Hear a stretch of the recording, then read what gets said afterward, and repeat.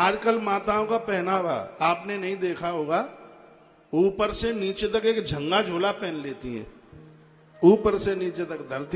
धरती भी आंगन घर का अपने आप साफ हो। चलो आप झंगा झोला पहनते रहिए, लेकिन सासू ससुर के सामने, जेठ के आगे, गुरुजनों के सामने, आचार्य जनों के सामने तो झंगा झोला पहन करके ना निकलिए। ये नारी वह है जिसको खाते नहीं कोई देख पाए, जो ना का पाए फैलाए के आंगन में भैया 1 घंटा 45 मिनट लगे जयमे में। सूत्र है ग्रंथ में, इसको कोई नहाते न देख पाए। मैया स्नान ही तो कर रही थी, भोलेनाथ आ गए, गणेश की उत्पत्ति का कारण वही बना। क्या सुंदर से पुराण में बात कही है, एकांग जीवन है पति और पत्नी का, लेकिन फिर भी पति को यह अधिकार नहीं है कि स्नान करते समय वह अपनी घरवाली को देख पाए, उसके पुण्य क्षीण हो जाएंगे। जैसे आकाश की बूंदों से धूल समाप्त होती है, पुण्य ऐसे क्षीण हो जाते हैं।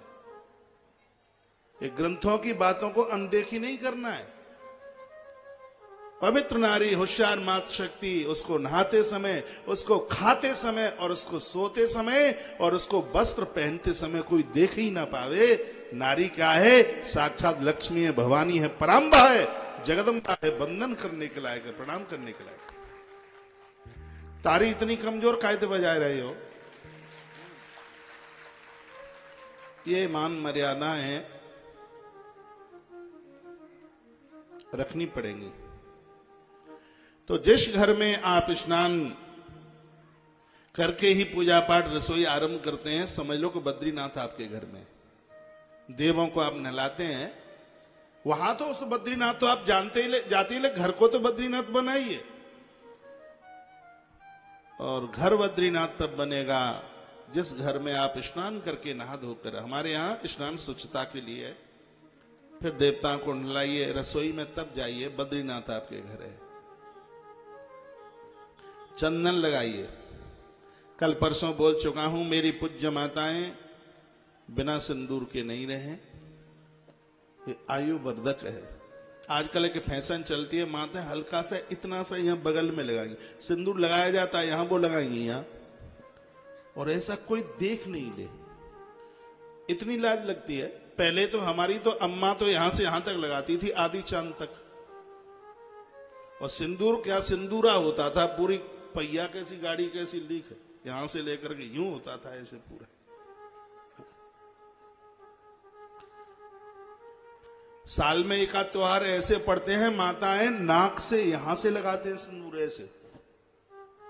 बिहार में देखा है हमने। बिहार के संस्कार बड़े वंदनीय हैं। मैं उधर कथा करने को जाता हूं। जनेऊ की इतनी महिमा है, आप बच्चे के डट्ठौन में जितना पैसा लुटाओगे, ये बच्चे के जनेऊ में यज्ञोपवीत में उतना धन खर्च करते हैं। कुछ ऐसे त्योहार हैं जहां पर सिंदूर यहां नासिका से लेकर के यूं ऐसे और यूं यूं यूं बिल्कुल आदि चांद तक। इसमें लाज की क्या बात है? इस सिंदूर के लिए कितने कार्तिक नहाए गए, इस सिंदूर के लिए कितने महादेव के अभिषेक किए गए, इस सिंदूर के लिए कितनी आराधना और साधना की गई, इसके लिए। इसमें काय की लाज है?